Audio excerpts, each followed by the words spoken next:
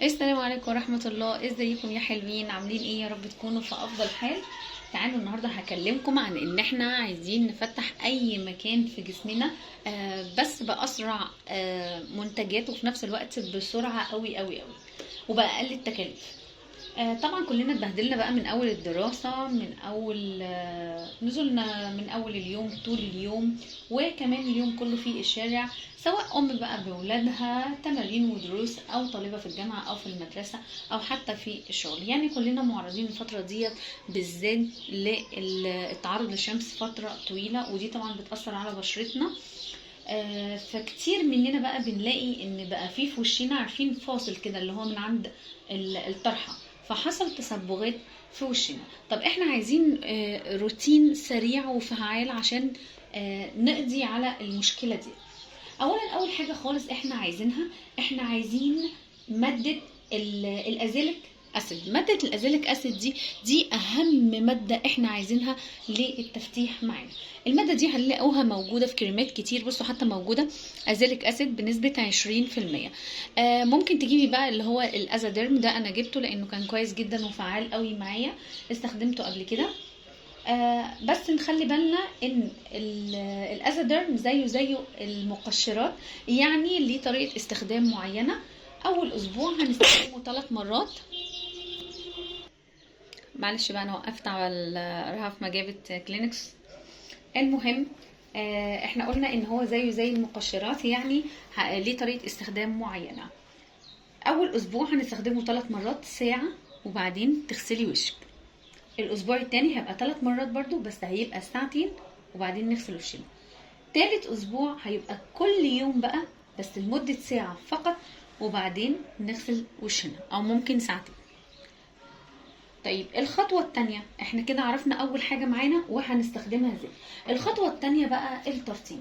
الترطيب لازم لازم لازم، الترطيب ده اهم حاجة في الدنيا، هو الترطيب. انا اخترت هنا هو الترطيب بتاعي اللي هو يكون كريم براذر كير.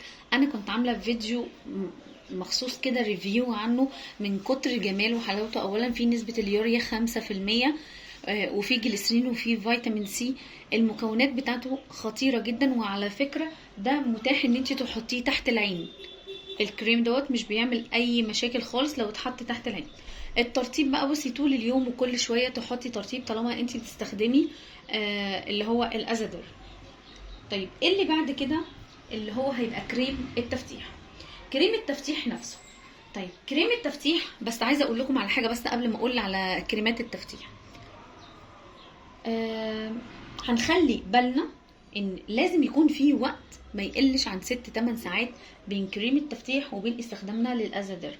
يعني سيان انا بستخدم ازاديرم بالليل، وطبعا الازاديرم نسيت اقول حاجه مهمه جدا، ما ينفعش ان احنا نتعرض تاني يوم على طول مباشره للشمس، او لو اضطرينا واحنا كنا معرضين للشمس يبقى لازم تستخدمي واقي شمس كويس جدا وتجدديه. دي نقطة مهمة جدا عشان البشرة ما يحصل لهاش اي حساسية او اي شيء. فاللي انا كنت بستخدمه قبل كده اللي هو كريم التفتيح، وكان كويس معايا، اللي هو ستارفل وايتنينج كريم. عايزه اقول لكم ان هو الفيديو دوت فيديو غريب بصراحه، يعني حاجات كتير كده حصلت وانا عماله اصور، مش عايزه اقول لكم. بس المهم ما علينا. واحنا بقى طبعا بنجيب اي كريم للتفتيح، معروف رقم واحد فيه لازم يكون الالفا اربيوتين. دي اهم حاجه لازم تكون موجوده في الماده دي. طيب انا بقى المره دي لما جيت استخدم، جبت اللي هو ستارفل وايتنينج الجديد اللي هو جل. ده حلو جدا، وكمان في اس بي اف 50، فبرضو كان استخدامه معايا كويس جدا بصراحه. طيب اللي بعد كده بقى، كل شويه بقول لكم طيب مش عارفه ليه. المهم، كمان على فكرة كريمات التفتيح دي مناسبة جدا للناس اللي هي عندها بقع بنية، ملمسه خفيف قوي قوي، مكتوب عليه ان هو مناسب لجميع انواع البشرة، مش بيسبب اي حساسية فعلا، وده انا لاحظته فيه. زي ما قلنا اهم مادة فيه اللي هي الالفا اربيوتين. وتاني حاجة كمان في حمض الكوجيك، وفي مستخلص الكافيار، وفي حمض الهيرولونيك. فالمكونات بتاعته كلها بتساعد على التفتيح. الخطوه الرابعه والاخيره والمهمه برضو اللي انت لازم تستخدميها، لو استخدمناها لوحدها الخطوه الرابعه دي مش هتنفع، مش هتحسي باي فرق خالص في بشرتك، لكن اساسي ان احنا ندخلوه في الروتين بتاعنا، فهيساعد ان هو يسرع من روتين التفتيح بتاعنا. الخطوه دي اللي هو غسول للتفتيح. الغسول دوت انا اخترت اللي هو كولاجرا، فيه فيتامين سي حلو جدا على فكره، بيشد البشره، ومع ان انت تدخليه في باقي الحاجات اللي انا قلتها لك، اللي هو في كريم ازاديرم، وفي المرطب، واحنا قلنا الثالث معانا اللي هو كريم التفتيح، فانت هتلاقي نتيجه هايله هايله باستخدام كل الحاجات دي. على فكره المنتجات دي كلها منتجات اقتصاديه على قد ايدينا نقدروا نجيبوها ان شاء الله، واظبي على الروتين دوت وهتلاقي النتيجه حلوه جدا وهتبهرك، والنتيجه هتكون سريعه جدا. وزي ما قلت لكم ده اساسي اساسي لازم نعملوه روتين بسيط وسريع، لان كلنا بشرتنا الفتره ديت بتكون متبهدله. اتمنى الفيديو يكون عجبكم، متنسوش تعملوا لايك وكومنت، وكمان تشتركوا في القناه لو مش مشتركين، هتنوروني، واستنوني في فيديو جديد.